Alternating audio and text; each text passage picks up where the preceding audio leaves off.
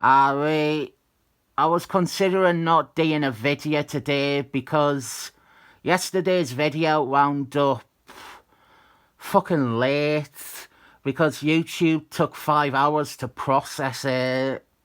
But here is Knights of Penzance issue 11 from 1993. I reviewed part 1 about a month ago, and I've been waiting to unbox the omnibus to review part 2 here.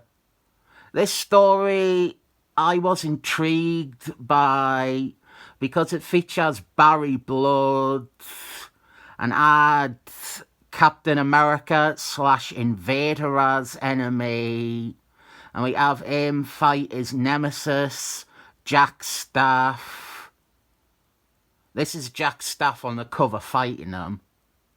It is ridiculous that I have to point it out. I really do avoid and carefully consider saying things like this, but this Jack Staff redesign, it has to be one of the all-time worst redesigns in comic book history. It is fucking bad.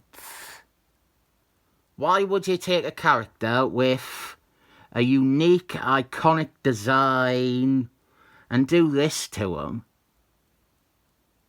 And worse, why would you take a British hero like Jack Staff and for some reason reference American football when redesigning him?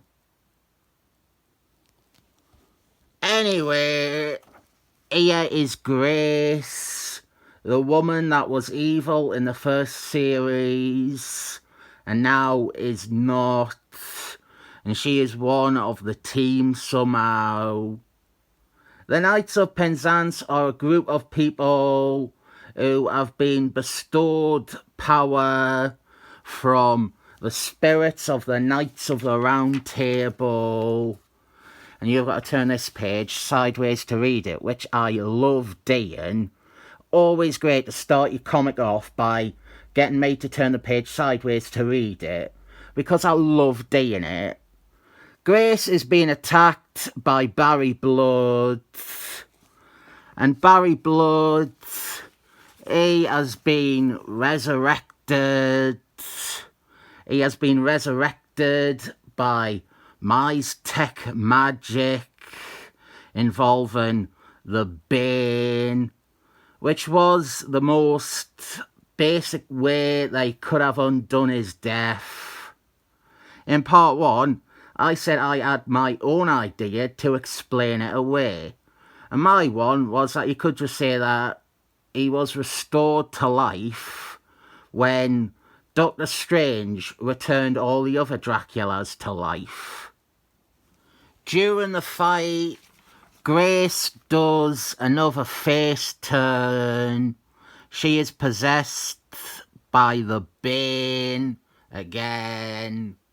The Bane are like an evil demon army, dark monster things that serve the opposite force to the Green Knight. I didn't want to get too much into Knights of Penzance mythology because it's not all that relevant to this story, and it is also still the case that those issues are not available in digital format, so I cannot cut away to polished looking images. So yeah, Grace is now evil again.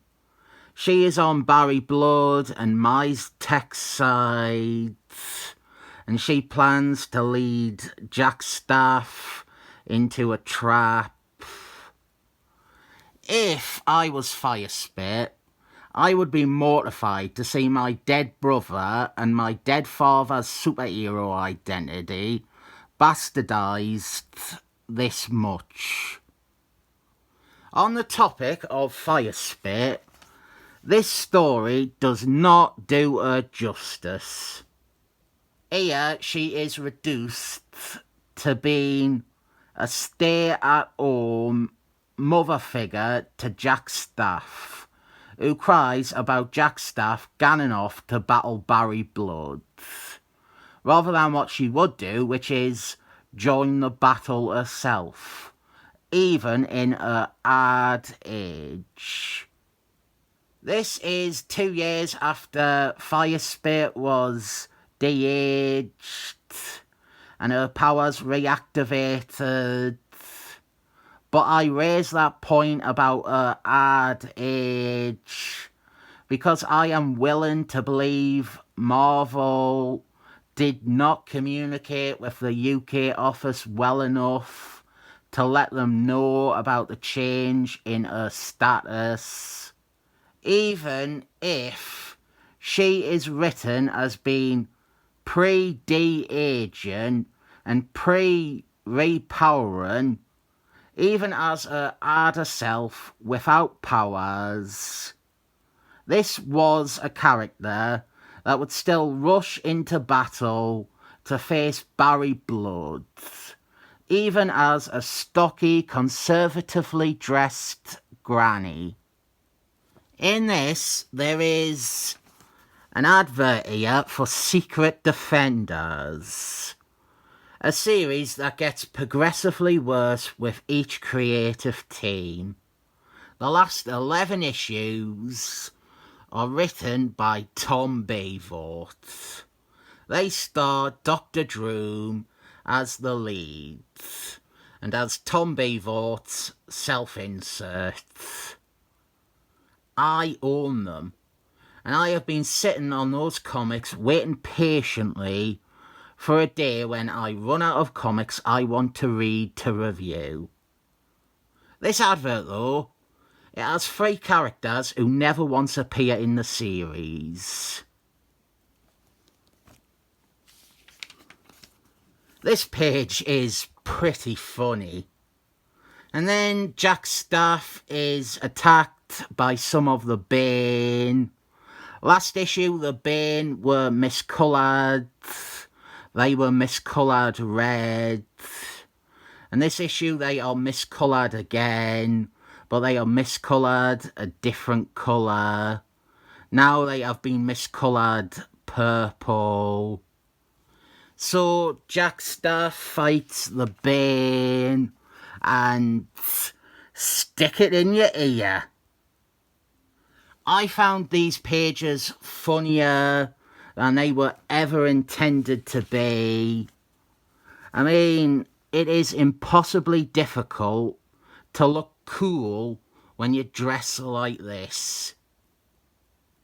We finally get to the big Jack Staff and Barry Blood confrontation. The fight that we have been building to.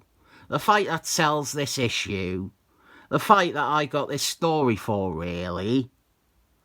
And then Grace does another face turn. And I was prepared to get angry at this issue and this story for squandering Barry Blood. But we do get to see more. Here's the thing though. The first part had all this set up with Barry Blood. With him hunting prey and dressing them as Jack Staff. And that was a decent creepy introduction. But in this issue, Barry Blood is simply an agent of Mys-Tech. He still hates Jack Staff. He is still a Dracula. But he could be replaced with a new character or any other bad guy. The connection to Jack Staff is the only thing that really makes this Barry Blood. How do you top Captain America decapitating Barry Blood with his shield? You can't really, so you have Jack Staff blow a hole in his guts and then impale him on a spike conveniently in the centre of a crucifix that is descending into lava. Talk about overkill. How is that for a pun, you bastards? I had a dream about my nemesis last night. I dreamt that he lost weight and that his hair grew back and that he became funny. Basically, I dreamt that he became a complete different person and therefore was better. This isn't a terrible story. It is a little bit better than I was expecting. It had some promise at the start, and it didn't totally screw up with the second part. Of all the Marvel UK titles, Mortar Power and Killmouth is the next one I am most interested in checking out. I do have that Hulk issue with them in, and my intention was to review that tomorrow. Sometimes I plan stuff, sometimes I don't. But one thing is certain, and that is this Jack Staff design is really fucking diarrhea.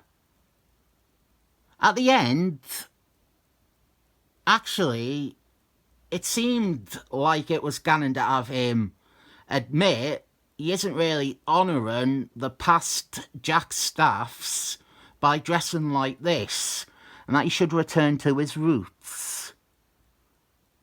This story seems an obvious attempt to re-establish Jack Staff and his history, but it didn't end with anything like that.